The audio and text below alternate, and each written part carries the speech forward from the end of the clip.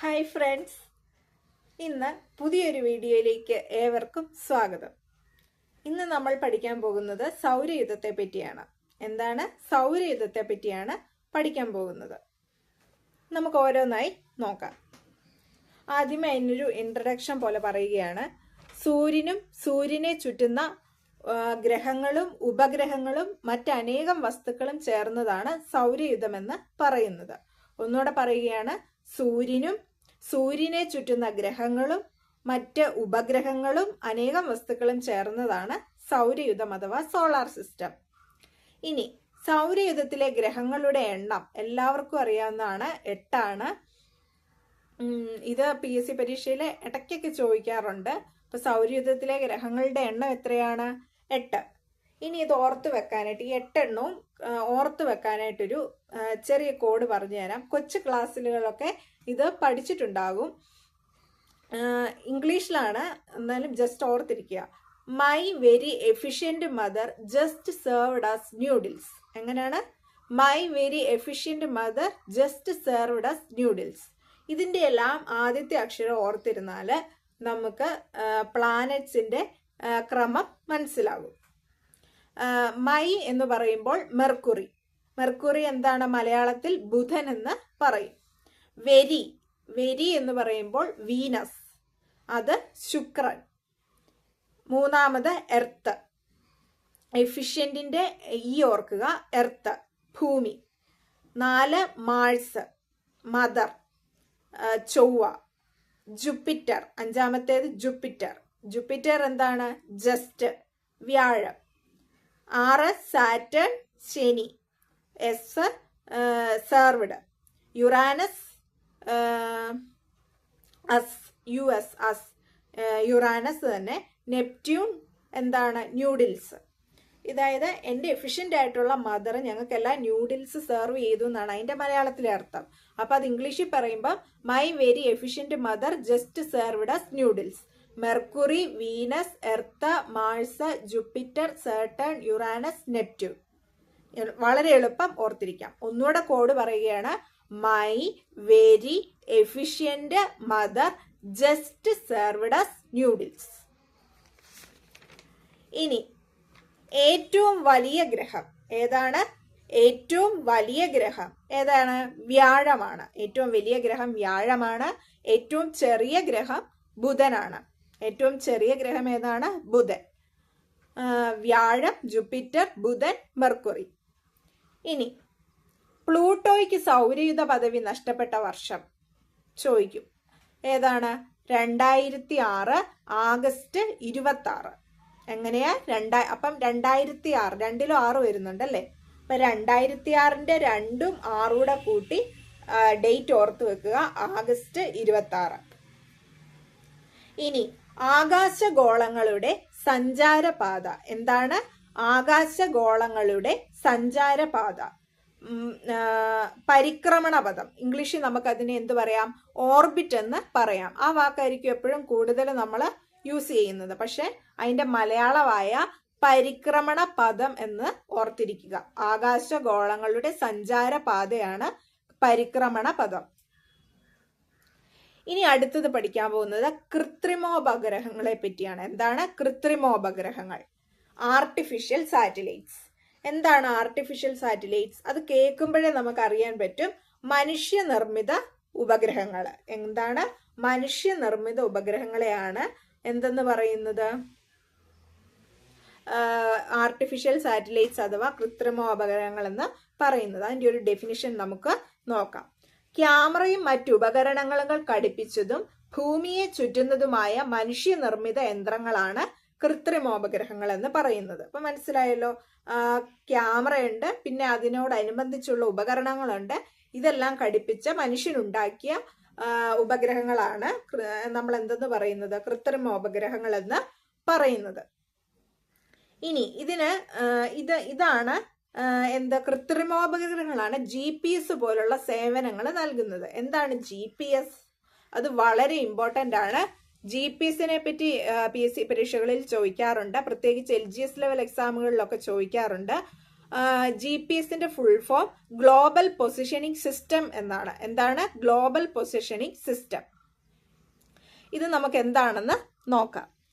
ഒരു സ്ഥലത്തിന്റെയോ വസ്തുവിന്റെയോ സ്ഥാനം വിദൂരമായി തിരിച്ചറിയാൻ സഹായിക്കുന്ന ഒരു ഉപഗ്രഹ നാവിഗേഷൻ സംവിധാനം. അപ്പം വിദൂരത്തില് ഇരിക്കുന്ന സംഭവങ്ങളെ തിരിച്ചറിയാനായിട്ട് സഹായിക്കുന്ന ഒന്നാണ് ഈ ഗ്ലോബൽ പൊസിഷനിങ് സിസ്റ്റം അഥവാ GPS എന്ന് പറയുന്നത്. ഇനി 1960-കളിൽ എത്രയിലാണ്? 1960-കളില് US സൈന്യമാണ് ആദ്യമായിട്ട് GPS ഉപയോഗിച്ചത്. അപ്പൊ ആദ്യമായിട്ട് GPS ഉപയോഗിച്ചത് ഏത് രാജ്യക്കാരാണ്? US ആണ്, അമേരിക്കക്കാരാണ്. അത് ഓർത്തു വെക്കുക. ഇനി നമുക്ക് GPS-ന്റെ ഉപയോഗങ്ങളെ പറ്റി ഒന്ന് നോക്കാം. കൃത്യസ്ഥാനം നൽകുന്നു. എന്താണ്? സ്ഥാനനിർണയത്തിന് സഹായിക്കുന്ന ഒന്നാണ് GPS. വസ്തുവിന്റെയോ വ്യക്തിയുടെയോ സ്ഥാനം ട്രാക്ക് ചെയ്യുന്നു. സ്ഥാനം ട്രാക്ക് ചെയ്യുന്നതും ഏതുപയോഗിച്ചാണ്? GPS ഉപയോഗിച്ചാണ്. പിന്നെ ലോക ഭൂപടങ്ങൾ സൃഷ്ടിക്കാനായിട്ട് സഹായിക്കുന്നു. എങ്ങനെയാ? ലോക ഭൂപടങ്ങൾ സൃഷ്ടിക്കാൻ സഹായിക്കുന്നു. ഒരിടത്ത് നിന്ന് മറ്റൊരിടത്തേക്ക് യാത്ര ചെയ്യാൻ സഹായിക്കുന്നതും എന്താണ്? GPS അതിനും സഹായിക്കുന്നുണ്ട്. ഇനി ഇപ്പൊ നമ്മൾ എന്താണ് GPS എന്ന് പഠിച്ചു. GPS-ന്റെ പ്രധാന ഉപയോഗം എന്താണ്? സ്ഥാനം ട്രാക്ക് ചെയ്യുന്നത് തന്നെയാണ്. പിന്നെ ഭൂപടങ്ങളെ സൃഷ്ടിക്കാൻ, ലോക ഭൂപടങ്ങളെ സൃഷ്ടിക്കാനൊക്കെ സഹായിക്കുന്നു. അപ്പൊ ഇതിന്റെ ഉപയോഗങ്ങൾ ഓരോന്നായിട്ട് നോക്കി വെക്കുക. പിന്നെ നമ്മൾ ആർട്ടിഫിഷ്യൽ സാറ്റലൈറ്റ്സ് എന്താന്ന് പറഞ്ഞു. ആർട്ടിഫിഷ്യൽ സാറ്റലൈറ്റ്സിന്റെ ഒരു സേവനമാണ് GPS എന്ന് പറഞ്ഞു. അതിന്റെ ഉപയോഗങ്ങൾ പറഞ്ഞു. പ്ലൂട്ടോയ്ക്ക് സ്ഥാനം നഷ്ടപ്പെട്ട വർഷം പറഞ്ഞു. പിന്നെ വലിയ ഗ്രഹം, ചെറിയ ഗ്രഹം, ഓർഡറിൽ my very efficient mother, just served us noodles എന്ന് നമ്മൾ പ്ലാനറ്റിന്റെ ഓർഡർ പഠിച്ചു. പിന്നെന്താ പഠിച്ചേ? ഇത്രയും കാര്യങ്ങളാണ് പഠിച്ചത്. പിന്നെ എണ്ണം ഓർക്കുക, 8 എണ്ണം. ഇനി നമുക്ക് പഠിക്കാനുള്ളത് കുറച്ച് കാര്യങ്ങളേ ഉള്ളൂ. ഇന്ത്യയുടെ ആദ്യത്തെ കൃത്രിമ ഉപഗ്രഹം എന്താണ്? ഇന്ത്യയുടെ ആദ്യത്തെ കൃത്രിമ ഉപഗ്രഹം ആര്യഭട്ട ആണ്. എന്താണ്? ആര്യഭട്ട. അപ്പം ഇതിനൊരു കോഡ് പറഞ്ഞുതരാം. ആദ്യത്തെ എന്നുള്ളതിന്റെ ആയും ആര്യഭട്ടയുടെ ആയും രണ്ടും ഒന്നല്ലേ?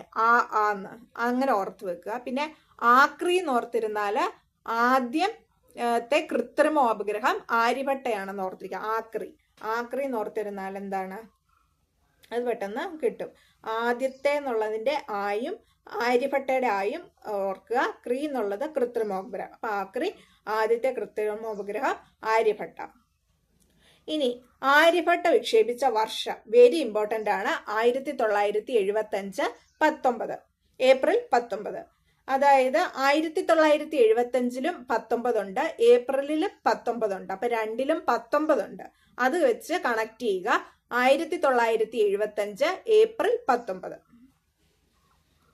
ഇനി ഇന്ത്യയുടെ കൃത്രിമോപഗ്രഹങ്ങൾ ഏതൊക്കെയെന്ന് നോക്കാം. ഇന്ത്യയുടെ കൃത്രിമോപഗ്രഹങ്ങൾ. ആദ്യത്തേത് ഇൻസാറ്റ്. എന്താണ്? ഇൻസാറ്റ്, INSAT. അത് വാർത്താവിനിമയ ഉപഗ്രഹമാണ്. എന്താണ്? ഇൻസാറ്റ് വാർത്താവിനിമയ ഉപഗ്രഹമാണ്. എജുസാറ്റ് വിദ്യാഭ്യാസം. എജുസാറ്റ് എന്താണ്? വിദ്യാഭ്യാസം. IRNSS ഗതി നിർണയം. എന്താണ്? IRNSS ഗതി നിർണയം.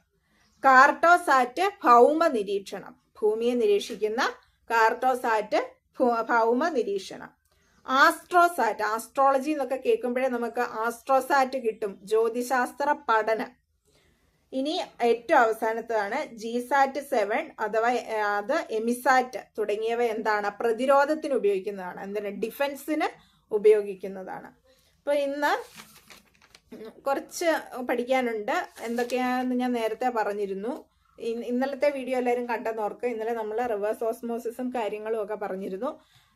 പിന്നെ ജലത്തെ പറ്റിയാണ് പറഞ്ഞിരുന്നത്. ജലം പ്രധാനമായിട്ടും പഠിക്കേണ്ട കാര്യങ്ങൾ പറഞ്ഞിരുന്നു. ലായനിയിൽ ഉണ്ടാകുന്ന ലീനവും ലായകവും സൊല്യൂട്ട്, സോൾവെന്റ്, സൊല്യൂഷൻ ഇമ്പോർട്ടൻ്റ് ആണ്.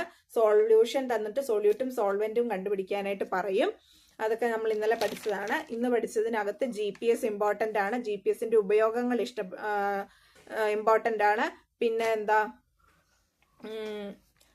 പിന്നെ ഡേറ്റ് ഞാൻ പറഞ്ഞു, ആര്യഭട്ട വിക്ഷേപിച്ച ഡേറ്റ് ഇമ്പോർട്ടൻ്റ് ആണ്. 1975 ഏപ്രിൽ 19. അതിൻ്റെ 19 എന്നുള്ള പാർട്ട് ഓർത്തിരുന്നാൽ അത് തമ്മിൽ കണക്ട് ചെയ്യാനായിട്ട് സാധിക്കും. പിന്നെ ഇത്രയേ ഉള്ളൂ. കഴിഞ്ഞ വീഡിയോകളൊക്കെ നിങ്ങൾക്ക് കണ്ട് ഇഷ്ടപ്പെട്ടു എന്ന് വിചാരിക്കുന്നു. അങ്ങനെയെങ്കിൽ please like, share and subscribe.